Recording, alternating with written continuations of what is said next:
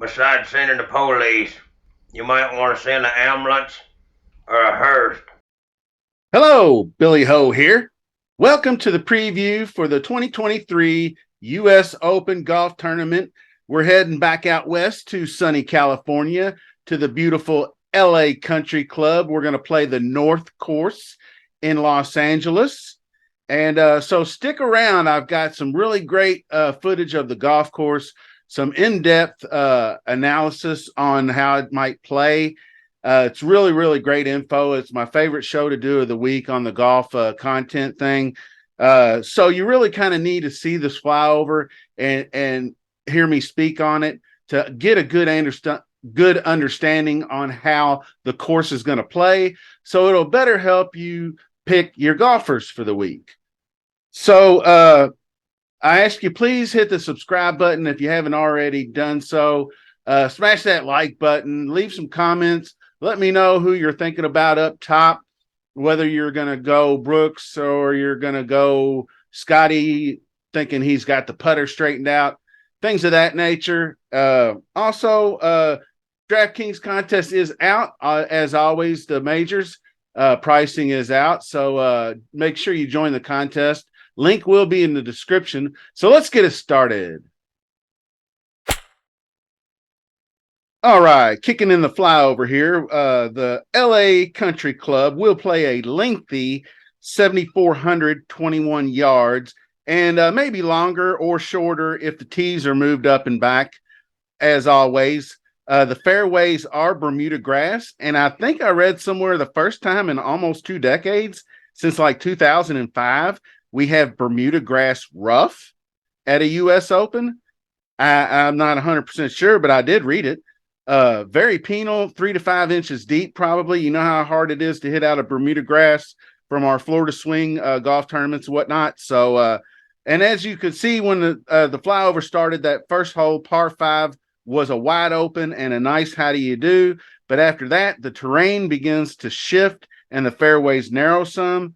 You can also see the dried out riverbeds called barranca, and those areas used to flood when there was heavy rains, but they're just kind of dried out and they're now just kind of maintained, just kind of like the regular turf of the course.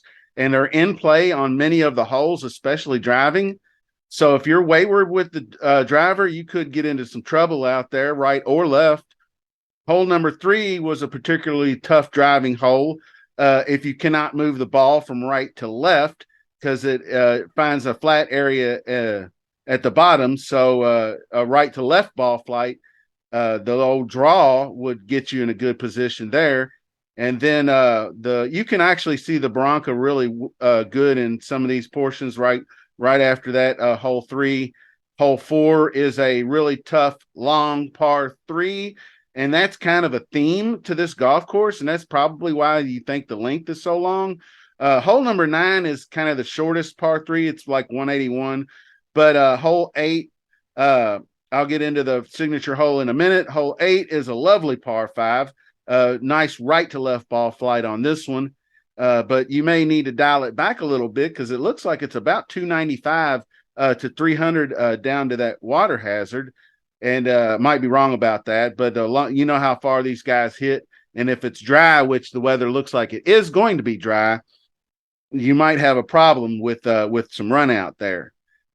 Signature hole number 11 will play a stunning 290 yards, which is like kind of like many of these drivable par fours we've seen all year long, but you're going to have to do this one in three.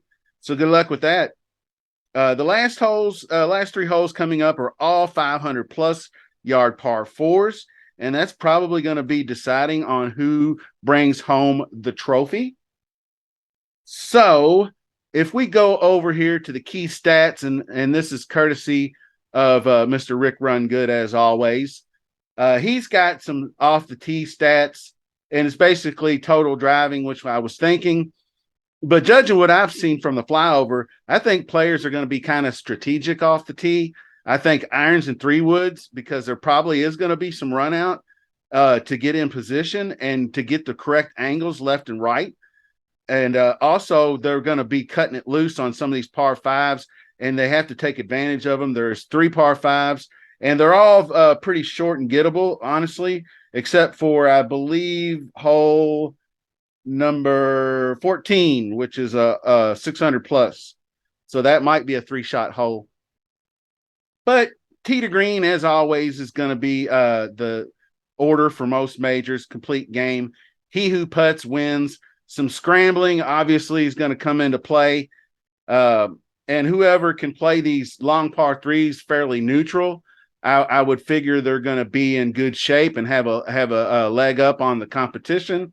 Jumping over here to the DraftKings, and this is some of the pricing. This is the Billy Ho contest. So be sure to get in on Billy Ho's contest. $3 this week, entry major. It's the major price bump. But I always like to bump it $1. And hopefully we'll get it filled this week. And that's going to make a nice, I do believe if you click the details here, it's going to be nearly $100 to the winner. So pretty nice little chunk. Tough tournament to win. I've been pushing in the top 10 for like the last several weeks, it feels like, and I cannot get over the hump with these guys. I've had 6 of 6s almost every week, and strong 5 of 6s even when their 6 of 6s were down, and I'm really having trouble getting to these guys. So shout out to the Discord and my people in the league and whatnot. Billy Ho's YouTube Sports League, Billy Ho on YouTube. Subscribe. We're pushing to 1,000. So we're getting it done. I appreciate everybody joining me today. And looking over at the cheat sheets, what I wanted to do, because we get projected points and whatnot. And you want to start looking at players. And from what I see, the pricing is very fair. And what I think, my first initial impression is up top. You got Scotty. And unfortunately, I thought we were going to get him back on POA greens, but these are creeping bent grass greens. And if I didn't mention in the video, they're going to be about 13 on the stimp. The greens are about average in size, but they're going to be firm and very fast. Not much rain in the California area recently, and no rain to speak of in the future outlook, but not a lot of wind. That's the one thing I saw was sub 10 mile an hour wind all through. So we don't know what the gusts will look like, but I'd say in the downtown area, it's probably not going to be too bad. But it's going to be Scotty Ron Brooks up top. Might try to get 2. I can imagine people are going to try to jam in 2 guys, especially the way Victor Hovland's playing. This course looks like it would be a really, really nice setup for him. Dude can putt. Okay. He's not, he's been somewhat around the green challenged, but the collars around the green are bent grass. He's been so much better at that. He's been really, really good out of the sand. So he's going to be extremely popular at 10K flat. Priced above Rory McIlroy, which the 9,900 is going to make him popular. And no matter what he does this week at the Canadian Open, I still think he'll garner some ownership.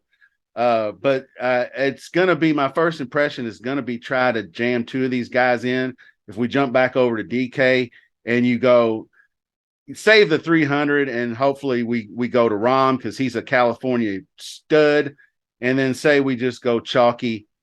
Now you're down to 7,200. So you're going to have to get down in here and find you a Charlie Hoffman, maybe, or somebody down here. Putnam might not be a bad idea. 6,800. If you can get you a 66, down here, Carlos Ortiz, then you're back in the mix at 7,400.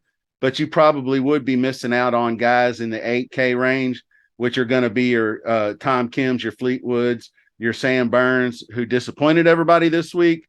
Really struggling with the approach. He gave it away on the back 9. He was right there to make the cut easily, and then he went bogey double and didn't make it. DJ, going to be an interesting guy at 8,300. Moving back over to the cheat sheet. That aforementioned bent grass Tony in the house, 8,800. I'm going to be liking some Tony. I might even just try to save some money. I don't think you can go 2 guys up top and then go to Tony because you're really, really going to be hamstrung. But I could see Tony being the second or third, like a balanced lineup. You're talking about a Xander Homa or Xander Kawa, one of these three Cali boys, right in here, and then or a Fitzy. You got 1, 2, and then Finau 3. That's going to be popular builds, and Lowry looking pretty good this week. We'll see how he goes. Sung Jae's back in the house. I mean, there's plenty of guys in this 8K range. I'll be really curious to see how things work out in that sense. Neiman looks like he'd be a good course fit for this. He's made cuts in his 3 U.S. Opens.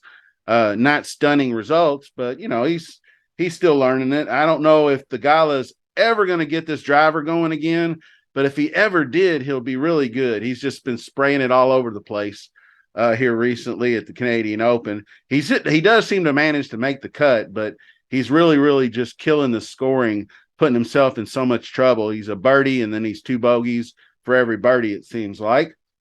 But then you got down here, I love to see Taylor Moore get into some action. And you got guys down here, Si Woo, Denny McCarthy, who almost won recently. Mito, we got a whole bunch of guys down in this low 7K range. So you could do the double up on top if you so choose to. All kinds of players. So we got plenty of time to figure things out. But I love to get a first look when you got pricing and everything, preview full blown Monty, and get everything out there. So I hope you enjoyed it. I hope you stayed with me the whole show, because this show is worth watching from start to finish.